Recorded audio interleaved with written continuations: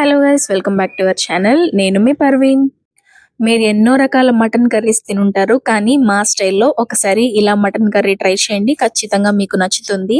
ఈ రోజైతే మా మమ్మీ బగారా రైస్ చేసేసింది, కాంబినేషన్గా మటన్ కర్రీ. ఈ స్టైల్లో చేస్తే ముక్క కరెక్ట్గా ఉడికి చక్కగా అన్ని స్పైసెస్ దానికి పట్టేసి అండ్ చాలా తక్కువ టైంలో సింపుల్గా చేసేసుకోవచ్చు అనమాట. వీడియోలోకి వెళ్ళబోయే ముందు ఫస్ట్ టైం మన ఛానల్ ఎవరైనా చూసినట్లయితే వీడియోని లైక్ చేయండి, చిన్నగా సబ్స్క్రైబ్ కూడా చేసేసుకోండి, ఓకేనా? సరే, ఇప్పుడు రెసిపీలోకి వెళ్ళిపోదాము. ఫస్ట్ అయితే మటన్ని చక్కగా 4-5 సార్లు మంచిగా వాటర్లో వాష్ చేసేసుకోవాలి. ఇదైతే ఒక 1.5 kg దాకా ఉంటుంది మటన్. చక్కగా వాష్ చేసుకున్న తర్వాత ఇంకా ఈ నీళ్లు మొత్తం వంపేసుకొని చక్కగా పక్కన పెట్టేసుకోవాలి. ఇంకా మటన్ మొత్తాన్ని bagara rice mutton curry plus dosa mutton curry, ఈ కాంబినేషన్స్ మాత్రం నాకు చాలా ఇష్టం గైస్.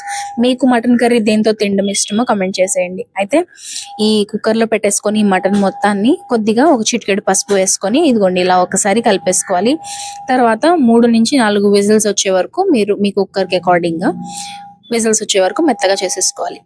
అయితే మా మమ్మీ ఎప్పుడు మా చెట్టు కొబ్బరికాయలు కట్ చేసేసి చూడండి ఇట్లా కొట్టేసి కొబ్బరి సపరేట్ చేస్తుంది చూడండి. పచ్చి కొబ్బరితో మా మమ్మీ ఒక పేస్ట్ చేస్తుంది, లవంగ చెక్క ధనియాలు వేసి ఈ పచ్చి కొబ్బరితో పాటు చేసిన పేస్ట్ అన్నమాట ఇది.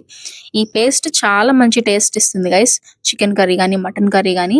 చూడండి మటన్ అయితే ఉడికిపోయింది, మెత్తగా అయిపోయింది చక్కగా. 3-4 విజిల్స్ కి చక్కగా ఇట్లా ఉడికిపోతుంది అనమాట. ముక్క చూడండి ఎంత మెత్తగా ఉందో, అసలు పట్టుకుంటేనే తునిగిపోతుంది అనమాట, దూదిలాగా అయిపోయింది. మనం పెద్ద ప్రాసెస్ ఏం ఫాలో అవ్వట్లేదు, చెప్పాను కదా చాలా తక్కువ టైంలో చేసేసుకోవచ్చు అని. ఇలా ఉడికిన మటన్ లోకి ఈ ఉల్లిపాయలు చూడండి ఇలా పొడుగ్గా కట్ చేసుకొని వేసుకొని అండ్ నెక్స్ట్ టొమాటోస్ అన్నమాట. ఒక పెద్ద టొమాటోని ఇలా పొడుగ్గానే కట్ చేసుకోండి గైస్. అయితే అల్లం వెల్లుల్లి పేస్ట్ వేస్తున్నాము. ఇందాక మనం చేసాం కదా కొబ్బరితో పేస్ట్, అది కూడా ఒక 2 టేబుల్ స్పూన్లు వేసుకుంటున్నాము. అండ్ 1 టేబుల్ స్పూన్ కారం అండ్ టేస్ట్ కి తగినట్టు ఉప్పు. మా మమ్మీ అయితే కల్లుప్పు వాడుతుంది, ఎలాగో కరిగిపోతుంది కాబట్టి. అండ్ నెక్స్ట్ కొద్దిగా ఆయిల్ అన్నమాట, ఎక్స్ట్రా టేస్ట్ ని యాడ్ చేస్తుంది. అయితే ఒక 3-4 పచ్చిమిర్చి చీలికలు, కొద్దిగా పుదీనా వేస్తున్నాము అండ్ ఒక గుప్పెడు కొత్తిమీర అన్నమాట. పుదీనా అయితే మా ఇంట్లో ఈ రోజు ఇంతే ఉంది, లేకపోతే మా మమ్మీ ఒక గుప్పెడు వేస్తుంది. అండ్ నెక్స్ట్ అయితే ఒక చిటికెడు పసుపు, ఇందాక కొద్దిగా వేసాం కదా, ఇంకో చిటికెడు పసుపు వేసేసుకొని చూడండి కొత్తిమీర వేస్తున్నాము. అయితే ఇలా చేసుకుంటే మీకు చాలా సింపుల్ గా ఈజీగా అయిపోతుంది. అండ్ మనం ఎక్కడ లవంగా చెక్క గరం మసాలాలు ఇంక వాడలేదు, లవంగా చెక్క దాంట్లోనే వేసుకొని కొబ్బరితో పేస్ట్ చేసేసాము. సో మనకి ప్రాసెస్ ఈజీ అయిపోతుంది, ఎక్స్ట్రా ఫ్లేవర్ వస్తుంది అనమాట. ఇలా గరిటెతో కలుపుతుంటేనే కర్రీ ఉడికిపోయినట్టుగా అనిపిస్తుంది నాకు, అసలు మంచి అరోమా వస్తుంది. చూడండి ఇదైతే ఉడుకుతుంది, వేరే దాంట్లోకి షిఫ్ట్ చేసుకుంది మమ్మీ. అయితే ఇది గోంగూర అన్నమాట. సో ఈ గోంగూర రెసిపీ కూడా ఎవరికైనా కావాలంటే చెప్పండి, నేను మా మమ్మీ స్టైల్లో చూపిస్తాను.